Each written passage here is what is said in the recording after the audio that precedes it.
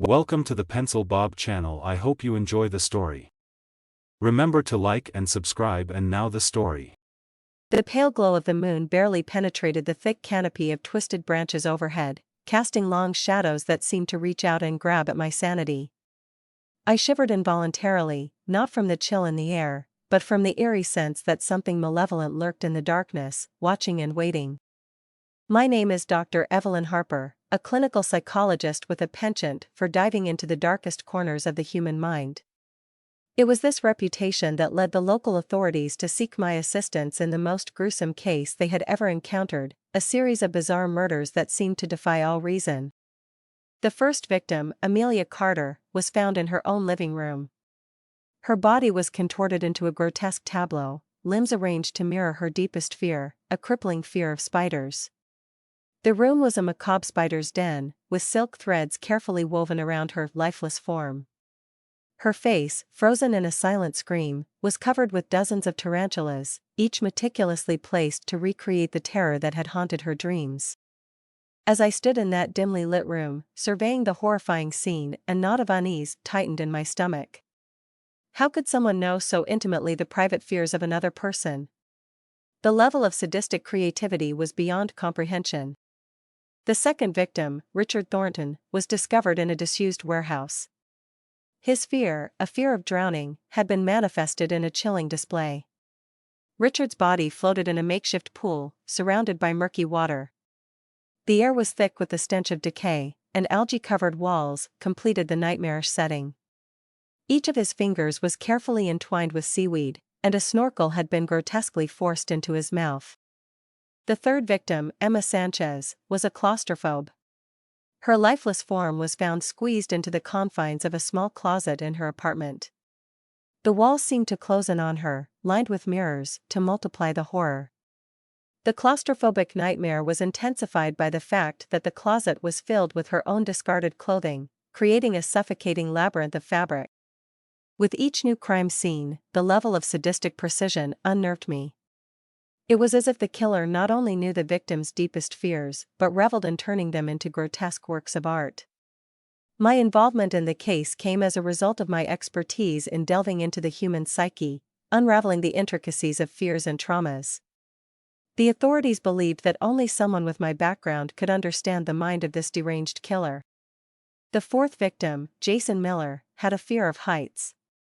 His body was discovered atop a construction site, precariously perched on a steel beam overlooking the city. It was as if he had been forced to confront his fear in the cruelest way possible, teetering on the edge of oblivion. The wind whistled through the skeletal framework of the building, creating an eerie symphony that echoed the haunting final moments of his life. As I examined the crime scenes, patterns began to emerge. Each murder was a meticulously crafted nightmare, a manifestation of the victim's deepest fears. But what unnerved me the most was the unsettling connection that seemed to bind these individuals together. Their paths had crossed in ways that transcended mere coincidence. My investigation led me to a support group for individuals struggling with various phobias. It was here that the threads of connection between the victims began to weave a dark tapestry. All four had attended therapy sessions led by Dr. Marcus Hargrave, a charismatic psychiatrist who specialized in treating extreme phobias. Dr. Hargrave had created a safe space for his patients, encouraging them to confront and conquer their deepest fears. As I delved into Dr. Hargrave's background, a chilling revelation emerged. He had lost his wife and daughter in a tragic accident, and the trauma had driven him to the brink of madness. Obsessed with the idea of conquering fear, he had developed an unorthodox form of therapy that pushed his patients to their limits.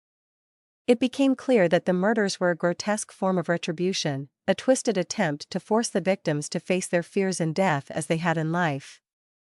Dr. Hargrave's descent into madness had taken a sinister turn, and he had become the puppet master orchestrating these nightmarish displays. Armed with this knowledge, I confronted Dr. Hargrave in his secluded mansion, a crumbling edifice that mirrored the decay within its walls. The air was thick with tension as I navigated the dimly lit corridors, each step echoing through the empty halls.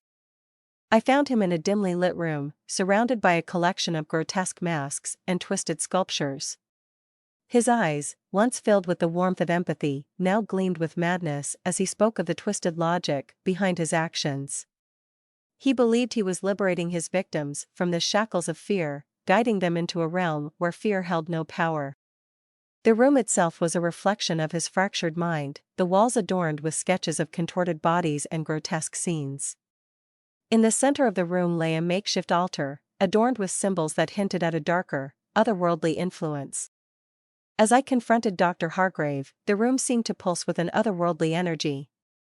Shadows danced on the walls, and a guttural chant filled the air. It was then that I realized Dr. Hargrave's madness went beyond the confines of the human psyche. He had tapped into something beyond the realm of the living. A sudden gust of wind extinguished the candles, plunging the room into darkness. Panic clawed at my chest as a spectral figure materialized before me, a twisted manifestation of fear itself. The air grew heavy with the weight of unseen eyes, and a disembodied voice echoed through the room, whispering the names of the victims. I stumbled backward, my mind reeling from the surreal horror unfolding before me. Dr. Hargrave's maniacal laughter echoed in the darkness as the spectral figure advanced, its form shifting and contorting with each step. In that moment, I understood the true horror of Dr. Hargrave's descent into madness.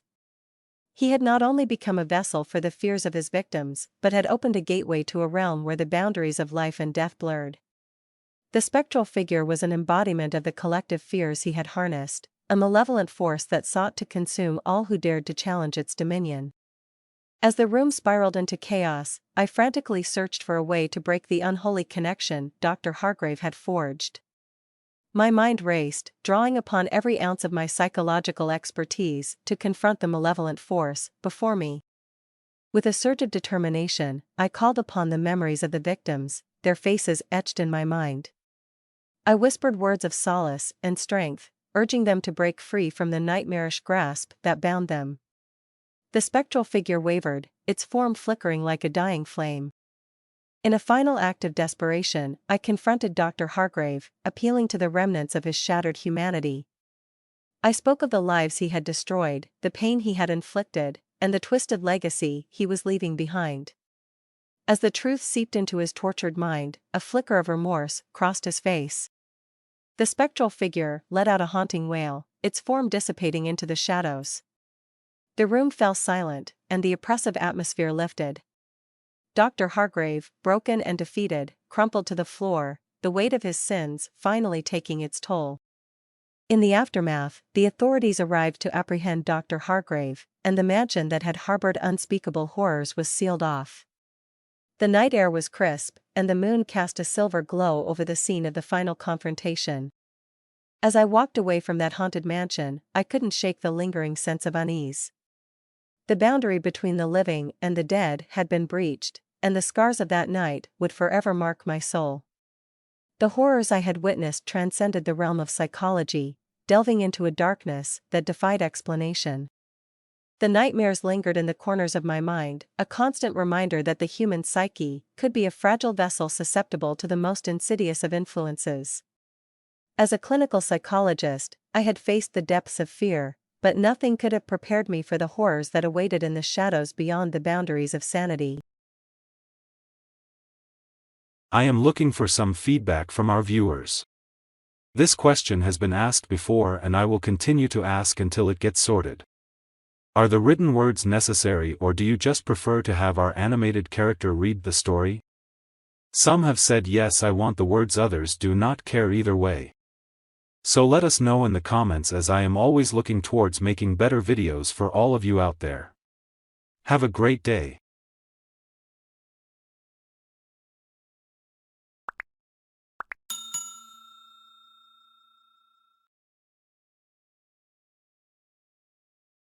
I would like to thank you for watching the video to the end. To encourage us to make more videos, please like, subscribe, comment, as well as share. Check out this other video if you haven't already.